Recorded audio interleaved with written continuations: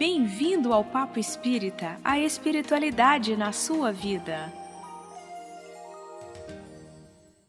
Boa noite a todos, mais um Papo Espírita no ar. Hoje a gente vai conversar sobre o câncer em crianças e adolescentes. Para isso a gente convidou a médica pediatra, presidente da AME Planalto, que é a Associação Médico Espírita do Planalto, doutora Márcia Leon. Bem-vinda, doutora Márcia. Obrigada, Ana. Uma alegria estar aqui com vocês para a gente poder discutir esse tema tão interessante, às vezes um pouco triste para as famílias que estão vinculadas a esse processo, mas de alta relevância para a gente discutir esse assunto e entender, Sim. tentar entender um pouquinho sobre essa temática. Thelma Alves também está conosco hoje. Bom, a gente vai começar perguntando para a doutora Márcia. Doutora Márcia, a gente sabe que o câncer pode ser provocado pela pessoa durante essa encarnação por maus hábitos como o cigarro, o álcool, uma vida em ambiente insalubre, pelos pensamentos desordenados, as emoções. Mas na criança fica difícil a gente entender como é que aquele ser, às vezes um bebê, às vezes na barriga da mãe, já tem um tumor, já nasce com uma questão do câncer, e um adolescente, um jovem que desenvolve isso de forma muito rápida. Então, qual é a explicação que a doutrina espírita tem para esses casos? Sim, a gente tem que lembrar que todos nós, em determinadas faixas etárias, né, desde o nascimento até a desencarnação, nós somos espíritos imortais. Temos as nossas dificuldades ao longo de todas as existências. Porém, a gente deve tirar essa questão da punição, né? Porque na realidade, o câncer é mais uma etapa de aprendizado. É um adoecimento, uma célula do organismo resolve crescer de uma maneira frenética, não seguindo aquele padrão dos tecidos do organismo, né? Então, cada órgão pode ter o seu desenvolvimento frenético e, consequentemente, desencadear o câncer. Porém, a gente vai sempre lembrar de uma frase interessante. Para a criança ou adolescente, ou para a pessoa em maioridade, o câncer sempre é uma expiação. Para a família, uma prova. E para todos, um aprendizado. A gente vai lembrar lá do livro Missionários da Luz, no capítulo da reencarnação e preparação da reencarnação de Sigismundo, que na realidade, tudo aquilo que vai nos acontecer durante uma reencarnação, programado por nós ou não, né? Sim. Juntamente com os construtores espirituais, aqueles que estão sob o comando desta programação futura, no perispírito daquele ser reencarnante, a gente já traz a informação daquilo que provavelmente vai vir a desenvolver no futuro. Porém, nada é fatalista. Depende muito de como a criatura se porta, de como as escolhas que ela vai fazendo, o realinhamento estratégico com os planos do Evangelho, e isso faz com que esse perispírito reflita no corpo físico aquele sistema de desenvolvimento das patologias do câncer. Só que, geneticamente, no corpo material, esse atrelamento genético vai depender de alguns fatores para ele ser desenvolvido. Então, você nasce com essa programação, mas essa programação pode vir a ser conclusiva ou não. Então, os oncologistas já nos dizem que existem fatores que predispõem geneticamente a você desenvolver. Por exemplo, na vida adulta, o câncer de mama, ele tem um fator físico dentro dessa programação genética. O câncer, por exemplo, do colo uterino, né? Cânceres pulmonares. Então, a gente vê que existem famílias que já trazem essa informação genética, que na realidade é uma replicação do campo perispiritual. Sim. Porém, dependendo das atitudes que esse ser espiritual vai desenvolvendo na sua vida, este processo ele pode vir a acontecer ou não. Então, por exemplo, se eu tenho um compromisso com o câncer de mama, Mas, ao longo da minha vida, independente do credo religioso, eu consigo estabelecer bem uma rota diferente das minhas rotas pregressas. Esse câncer de mama, que era para ser altamente invasivo, ter metástase para os órgãos, ele vai, às vezes, vir como algo muito localizado. Então, por isso que o pensamento, ele é extremamente influente na saúde do nosso corpo físico e na saúde do corpo perispiritual. Porém, a grande maioria da população não tem essa informação, porque é uma informação que a doutrina espírita nos traz. Então, é o aparato, né? Ciência, filosofia e religião. Porém, os campos morfogenéticos, que fazem parte da estrutura perispiritual, vai trabalhar esta predisposição de acordo com a necessidade do aprendizado. Então, algo que era para ser extremamente drástico, ele pode não se repercutir assim. Então, depende da criatura. Uhum. É só que a criança, a gente fica mais assim A abalado, gente fica né? mais abalada É. porque É. ela não tem tempo de Sim. promover maus hábitos. Isso. Então, Exato. existe algo que realmente vai estimulá-la a promover esse tipo de adoecimento. Isso tem uma informação genética no corpo físico dela que reflete uma informação do campo perispiritual, como nos explica o instrutor Alexandre no capítulo Missionários da Luz, quando ele está falando, né, sobre esta questão desta informação genética pareada com as manifestações do corpo físico. Está lá no capítulo da preparação da reencarnação de Sigismundo. Então, cada criança tem a sua informação ali contida. Só que para a criança também é uma expiação de algo que veio trabalhando, Uhum. precisa ser retomado por ela e uma prova para a família. E uma pergunta, uma criança, às vezes ela já vem tão preparada para aquilo, né? Porque eu tive uma irmã que morreu de câncer aos 11 anos de idade. Ela teve um câncer que eu acho que hoje ele até tem cura. Eu não sei dizer o nome dele. Mas na época não tinha. E ela morreu em 1 ano, passou por todos os tratamentos. E eu me lembro, ela ficou sem andar, porque foi na coluna. Eu me lembro, eu devia ter 15, 16 anos, que eu uma vez olhei para ela, a gente brincava com ela, porque nós éramos em 6 irmãos. Então, ela era mais uma, né? Então, a gente brincava com ela, andava com a cadeira de rodas pela casa. E ela, eu uma vez olhei para ela e pensei assim, ela não se pergunta por que ela não melhora?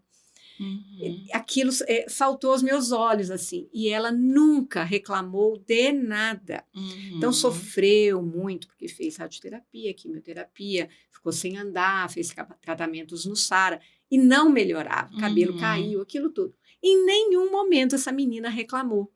Então, eu imagino que o espírito dela veio preparado para passar por aquela expiação de forma exemplar. Mas Na sua também experiência, isso acontece? acontece muito, mas também tem muito a ver como você encara, a família encara o problema. Né? Tem famílias que quando você dá o diagnóstico de câncer, Sim. ali, naquele momento, ruiu o chão, acabou-se tudo. E tem famílias que quando você dá esse diagnóstico, a família leva aquele baque. Doutor, o que nós podemos fazer? O que vamos poder fazer para melhorar? Então, na parte da gastro, a gente acompanha muito essas crianças que têm muita repercussão do tubo digestivo para os diversos cânceres que vão acontecendo ali, né? Que a gente, na criança, a gente não tem toda essa gama de tumores como a gente tem no adulto, é bem mais restrito. Mas a família trabalha muito bem essa questão do acolhimento, quando a própria família se permite acolher. Então, a gente vai ver no livro O Céu e o Inferno, tem um capítulo lá sobre o menino Marcel, que ele passa por muitos adoecimentos ao longo da sua vida, é uma criança acamada, mas de alto gabarito moral. Ele consegue acalmar sua própria mãe. E olha que nós estamos falando na época que o Céu e o Inferno foi programado por Kardec, né? Então, no mundo de hoje, a gente também tem essas crianças que são diferenciadas.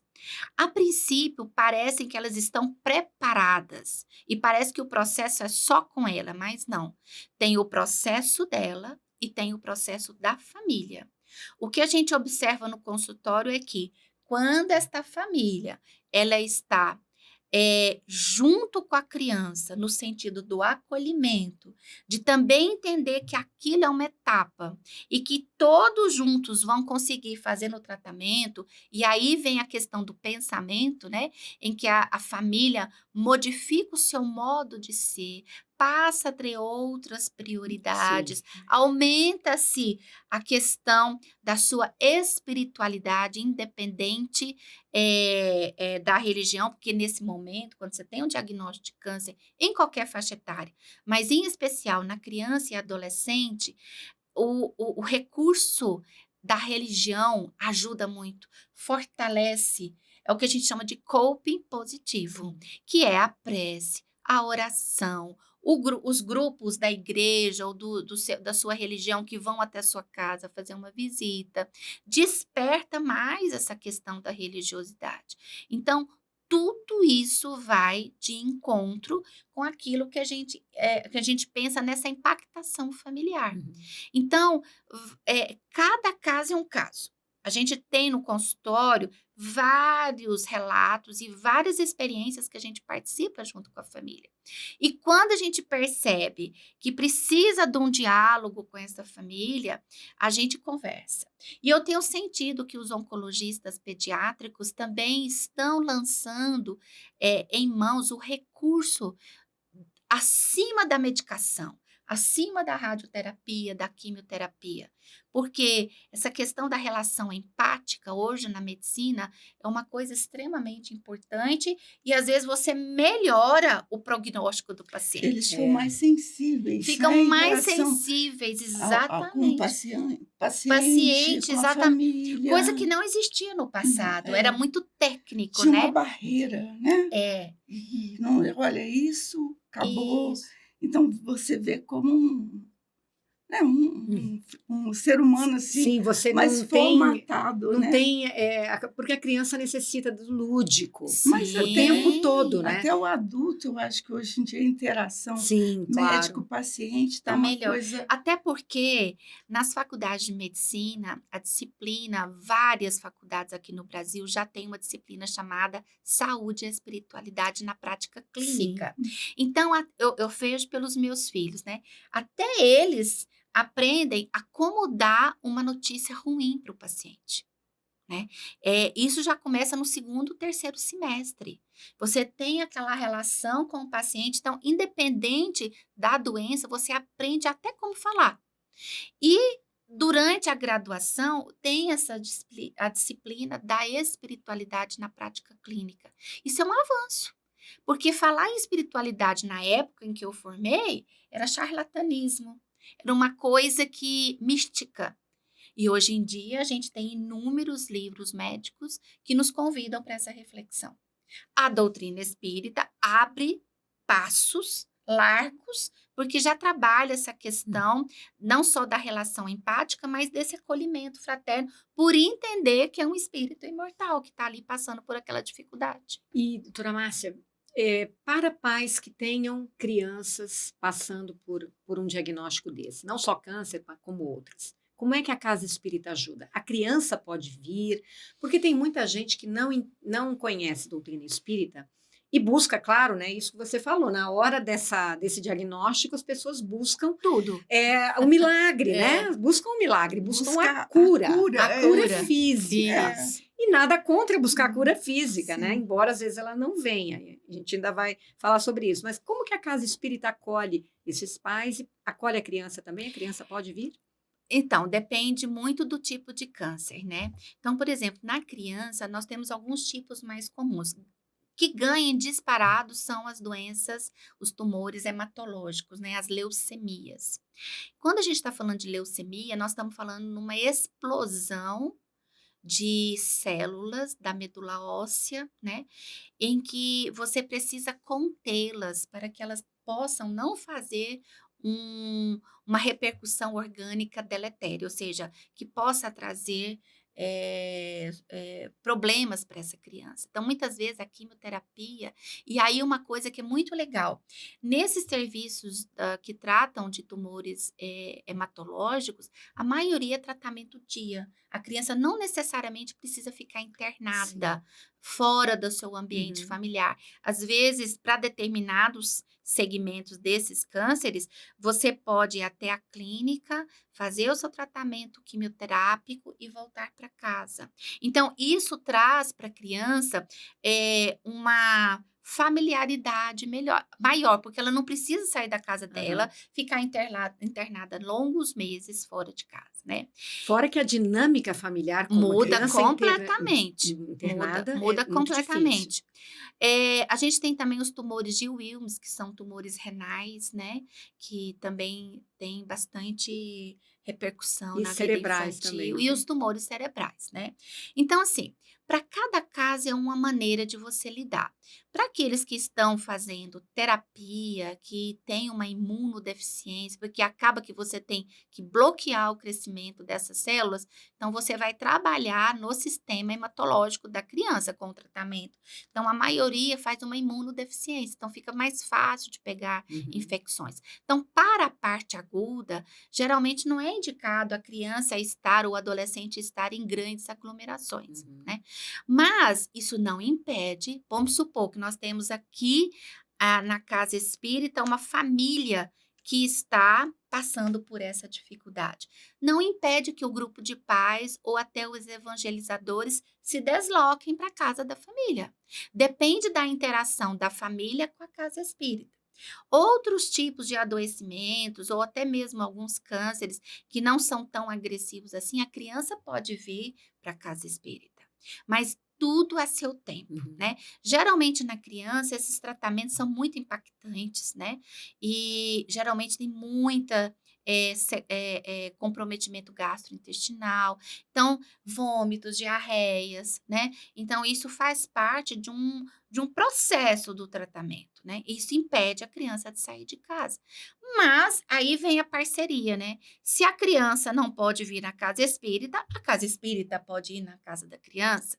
Então, aí, geralmente, se é uma criança que já participava da evangelização, uma família que já era do grupo de pais, então é tarefa desses grupos interagirem com essa Uhum. família. importante também, nós temos aqui na nossa casa, na comunhão, os grupos de tratamento físico espiritual. Isso. Então a pessoa vai, põe um nome lá, se nem os pais podem ir, Sim, Sim, faz a aí distância, aí né? faz a radiação, radiação, aí Aham. põe a aguinha para a criança, para a família, Uhum. e Uhum, todo mundo em 1 hora e meia faz aquela preparação Sim. e isso, fica ligado ao tratamento. Sim. E os isso. mentores vão até o local, Com né? certeza, e o tratamento é sempre sinérgico, né? Sim. Tratamento físico, espiritual, né? Por quê?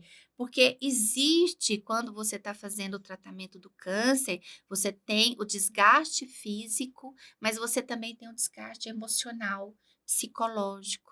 E isso, quando você faz em radiação, quando você vai ou traz a criança ou o adolescente para o passe, quando é possível essa interação da criança de se deslocar, isso é fundamental. Agora, o culto no lar, isso pode fazer em qualquer lugar. No hospital, pode fazer dentro de casa, né? Então, o estudo do evangelho é terapêutico, né?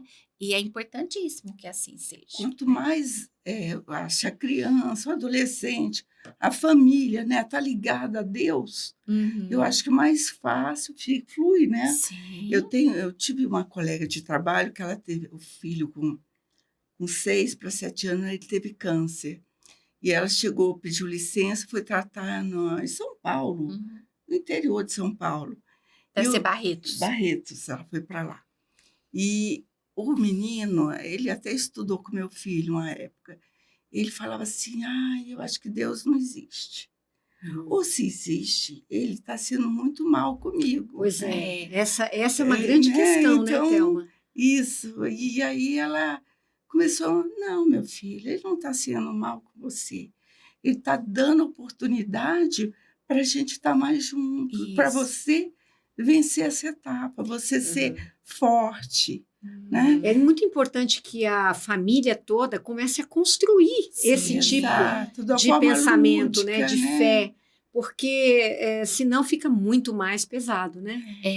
A vivência dessa Fica dessa difícil doença. porque você, assim, o câncer ainda é visto como algo finalizador de uma vida. Quando Sim. não necessariamente ele será, E né? não será, É. principalmente porque as terapêuticas, né, gênicas, todas as imunoterapias, né, os tratamentos e diagnósticos precoces, tudo isso antecipa, né? É essa questão de você estar no tratamento correto, né? E prolonga a vida do indivíduo. A gente ainda tem esse tabu, esse preconceito de câncer- entender de que câncer é igual a desencarnação. exato. E não necessariamente, né? Sim. A gente vê hoje o quanto de pacientes com câncer que têm uma resolução adequada, ou seja, saem curados, Uhum. né? Mas ainda as famílias têm essa dificuldade da compreensão, sabe, Ana? Então precisa-se ainda divulgar, conversar sobre, né? É em roda de família. Até para você ver, quando você toca nesses assuntos em roda entre amigos, não, vamos falar de outra coisa, né? É. As pessoas ainda têm essa resistência, porque isso confere uma impotência. E a família que está passando por isto, ela é necessário que ela entenda que isso é uma etapa, é uma fase. E outra coisa, os pensamentos voltados para a espiritualidade, o seu coração voltado com esperança, tudo isso fortalece o indivíduo, né? A religião, a religiosidade faz parte do arsenal terapêutico, né? Uhum. Existe um médico, o Dr. Harold Koenig, ele tem um livro chamado O Cuidado do Paciente e a Espiritualidade, né? A espiritualidade no cuidado do paciente, é o nome dele, do livro. Fala exatamente isso, é um médico americano da Universidade de Duke, na Carolina do Norte, nos Estados Unidos, que vem trabalhando saúde e espiritualidade. Então, o quanto que a espiritualidade, o estudo do evangelho, o entendimento, estimula o sistema imunológico. Isso é claro. A imunidade da pessoa é estimulada pela prece, pela água fluidificada, pelas as orações quando não estamos dentro da casa espírita, as visitas, tudo aquilo que estimula para melhor a emoção, o sentimento, o seu sistema imunológico varia dentro dele. Então, existe uma disciplina chamada psiconeuroendócrino imunologia. O que quer dizer isso? O quanto que o seu sistema psicológico, as suas emoções, os seus sentimentos estimulam esses três setores, neurológico, endócrino e imunológico. Assim como a depressão, como que vai ao contrário de um estímulo positivo, né? Também deprime esses três sistemas orgânicos. Então, é tudo interligado. Eu estava só lembrando, você complementar essa questão. Você está ligado ao seu mentor espiritual, ou você está ligado ao seu anjo da guarda, ou o Espírito Santo. Não Uhum. importa O nome que você o nome dê. que for, mas essa ligação ao poder superior faz uma diferença Sim.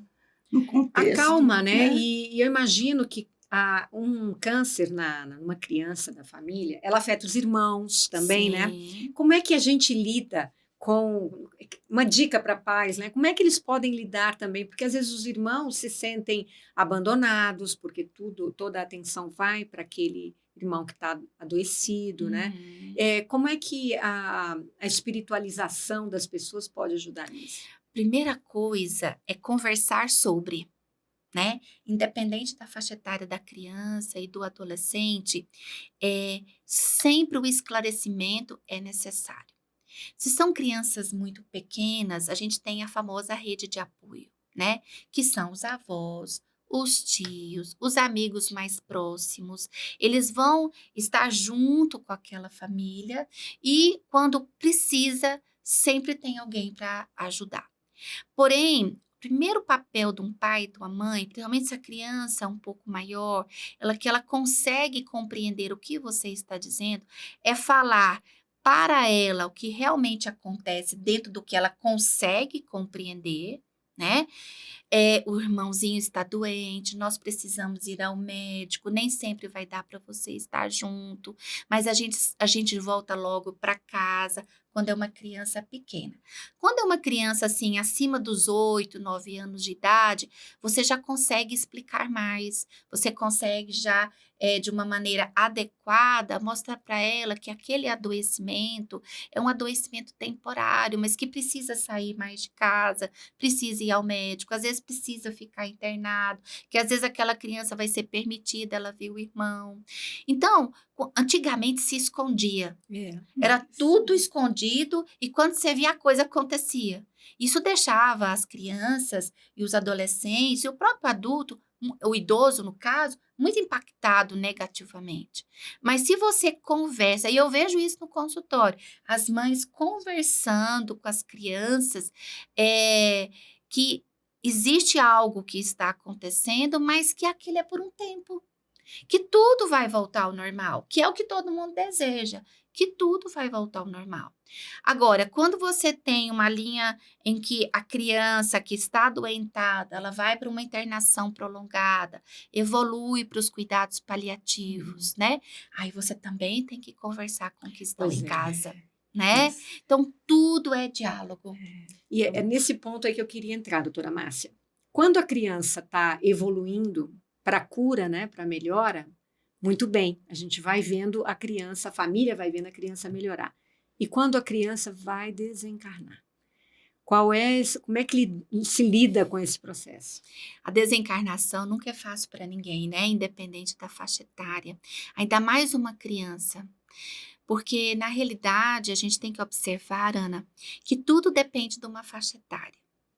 Então, assim, a gente já acompanhou vários casos relativos a diversas faixas etárias. A criança pequena, né, uma criança muito pequena, ela não tem ainda um discernimento. Apesar dela sentir que ela está mais fraca, que ela já não consegue andar tão bem, que ela sente falta de ar, né? Que ela já não consegue comer bem, que ela está mais encolhidinha no canto, ela está mais quietinha, né? E isso a gente vai vendo que esse fluido vital que move o organismo, e se o tratamento não está sendo eficiente, né? Isso vai modulando para a própria criança, ela vai percebendo. Mas é difícil a gente tocar nesse assunto com ela porque ela não tem o discernimento. Numa criança maior, passando pela mesma situação, a gente observa que elas conseguem visualizar algo diferente. As visitas, o jeito que o pai e a mãe se comportam perto dela, na criança maior, que geralmente estão mais chorosos, estão mais também abalados emocionalmente, e aí vem a equipe multidisciplinar. Então, vamos pensar num cuidados paliativos, em que você já fez tudo e que aquele tempo da criança ou do adolescente que está ali no cuidados paliativos vai depender do organismo dele.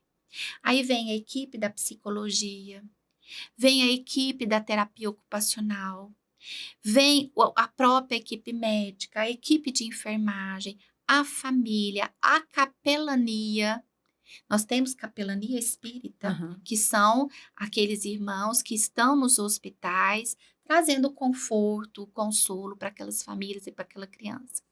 Então, a gente acompanhou, e nós tivemos um caso há uns anos atrás, em que a história era exatamente essa, em que uma jovenzinha de 8 para 9 anos, ela estava passando por um câncer que já tinha tido 2 recaídas e que realmente voltou a fazer um tratamento, mas ela não conseguiu, pelas complicações, seguir adiante, né? Então, a própria criança mostrava, depois o relato da mãe, que ela sabia o que estava acontecendo, mas era uma criança maior. Então, ela falava, mamãe, não chora. Ela própria consolava a Deus mãe. não... Ela falava assim, Deus não faz nada errado. E ela não era uma criança de religião, se não me engano, evangélica. Ela falava assim, Deus não faz nada errado. Olha, se eu, por acaso, eu não conseguir amanhecer amanhã, eu vou esperar você depois. Não chora, mãe. E ela desencarnou 15 dias posteriormente. Mas para ela era um dia após o outro. Por quê? Aham. Porque a sensação daquele abalo físico, daquele desgaste corpóreo, fazia com que ela observasse que ela não conseguiria ir muito adiante. Mas era uma criança ainda pequena, né? 9 para 10 anos é uma criança. Já no adolescente, ele já tem muita compreensão sobre o que vai acontecer. E existe o caso de, talvez criança ainda não, mas um adolescente que não aceita o diagnóstico, não Existe. aceita o que está acontecendo com Fica ele. até, né, revoltado, né? Sim, Porque a ansiedade é É bem complexa, né? Tá complexa. afastado do grupo, Sim, né? sim. Afastado da família. Sim, existe. É muito comum a Muito gente comum, ver. né? É comum. Muito difícil. Os deve ser muito difícil. resignados, as pessoas em qualquer faixa etária, Uhum, ela não é uma coisa comum da gente ver. ok. Não é. Porque a aceitação Existe. Aceitação é uma coisa, a resignação é É outra. certo. A resignação é um espírito que já está conformado com aquilo, né? É, Ele ele pediu para passar Ele por está aquilo. adaptado à situação. Uhum. O resignado, ele está adaptado à situação e tudo que está em volta dele também está. Uhum. Né? Por mais que você continue insistindo no tratamento, eu teve uma mãe que falou assim para mim, doutora, tudo quanto Deus quer, se Deus chamar, vai. Eu não vou impor nenhuma resistência para Deus. Isso Por não, mais que eu sofra, a isso mãe não, falando. não significa que vá abrir mão dos tratamentos. De né? Da jeito medicina. maneira, Uhum. não, a gente não vê isso, Sim. entendeu? E mesmo naquele adolescente que está revoltado com a situação do diagnóstico, quando começa, a revolta vem muito nessa fase inicial Uhum. do diagnóstico, ele compreende o que vai acontecer, só dele ser afastado das suas relações sociais, da família muitas vezes, ou ele se sentir impotente frente ao tratamento, aí vai a família ter um papel fundamental, que é de acolher. A palavra aí é acolher com esperança, né? Então, o adolescente é muito assim, 8 ou 80. Para ele não tem o meio termo. Ou eu tô bom ou eu tô ruim, né? Então, aí vem a família, vem a equipe médica, a equipe psicológica. Então, é um conglomerado de criaturas que estão ali voltadas para o bem-estar daquele adolescente ou daquela criança. Mas não é algo simples. E a gente sabe que não é todo mundo que tem a oportunidade de ter esse conglomerado. Não. Né? A maioria não tem, pelo menos aqui, né? Mas pelo menos nos hospitais públicos, eu tenho visto isso, e também um crescente nos hospitais particulares, essas equipes multidisciplinares, elas não são incomuns. Mas aí são os hospitais de referência, Sim. entendeu? É. Esses casos graves não ficam em hospital de unidade básica, ele vai para o hospital de referência e lá ela consegue ter um amparo mais, vamos dizer assim, mais adequado no sentido dessa equipe multiprofissional. Mas tudo começa na família. Tenho certeza. Você sim. começar a trabalhar em você a impermanência, né? A gente tem essa questão da impermanência, ou seja, você pode estar aqui agora e amanhã não. Porque se você achar que tudo acaba, Exatamente. você se revolta, porque o seu tempo na Terra foi curto. Isso. Então, Parece uma arbitrariedade. o Carlos né? Torres Pastorino tem um livro por Divaldo Franco sobre imortalidade e impermanência. É exatamente trabalhando essa dualidade que a gente evita conversar. Uhum. Então, roda de conversa como essa que nós estamos fazendo aqui, isso é uma necessidade pública. Porque nós não estamos, mesmo o espírita, tá? Sim. Não está acostumado com a desencarnação abrupta. Mesmo preparando.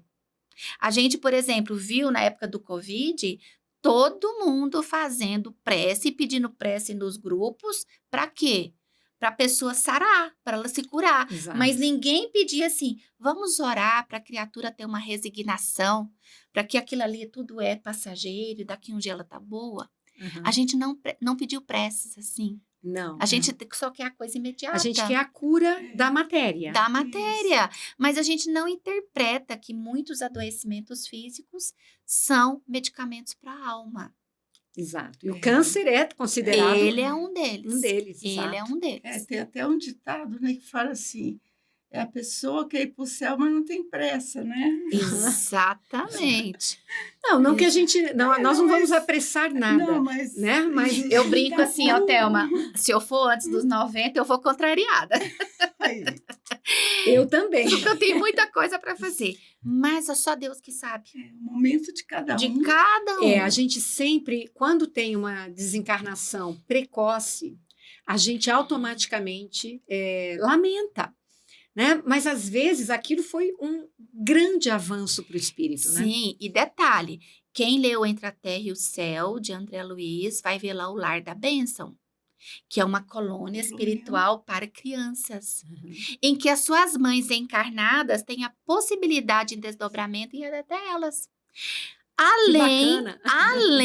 além das coordenadoras da colônia, né, que é a irmã Bladina, que trabalha com essas crianças em termos emocionais, estudantis. A criança desencarna, ela continua a sua vida.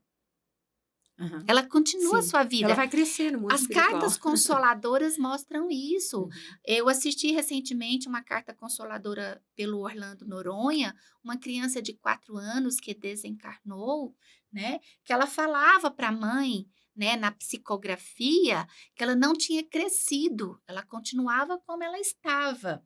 E que ali ela estava com a vovó fulana de tal, o vovô fulano de tal, e que o mais que ela gostava era de desenhar.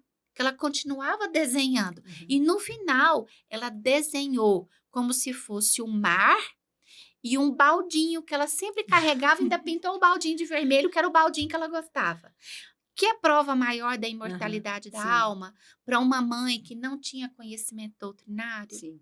Então, o que morre, o que desencarna é o corpo. Né? O corpo físico, mas o espírito segue, independente da faixa etária. Agora, a gente está caminhando para o final do programa e a gente sabe que, independente da gente ter esse conhecimento, né, a desencarnação de um filho é sempre a maior dor do mundo. Né? Então, a gente quer que você fale, doutora Márcia, para quem nos assistiu. Para aquelas mães e pais, né, que estão passando pelo diagnóstico do câncer do seu filho e para aqueles também que vivenciaram ou vão vivenciar em breve a desencarnação dessa criança. O que é mais importante para a gente consolar e dar uma luz para essas pessoas nesse sentido?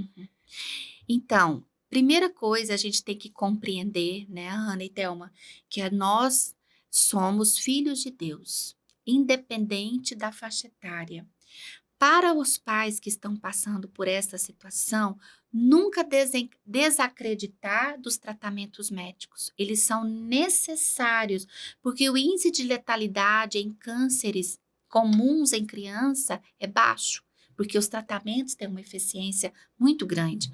E, consequentemente, associar a esse tratamento do corpo físico, o tratamento espiritual, a prece, o recurso da prece, o estudo do evangelho, trazer Deus para essa família, trazer Deus para essa criança, para esse adolescente, mostrar o quanto que a misericórdia divina, ela é algo em que nós devemos nos apoiar, né?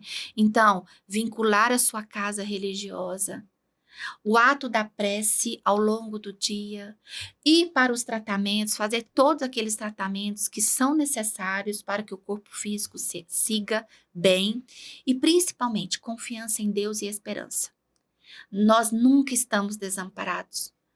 Todos os nossos benfeitores espirituais, todos os nossos anjos de guarda, individuais e da família, os nossos familiares que estão ali nos assistindo do plano espiritual, eles são o nosso maior recurso, nossa maior força e união familiar. Exato. A união da família faz toda a diferença.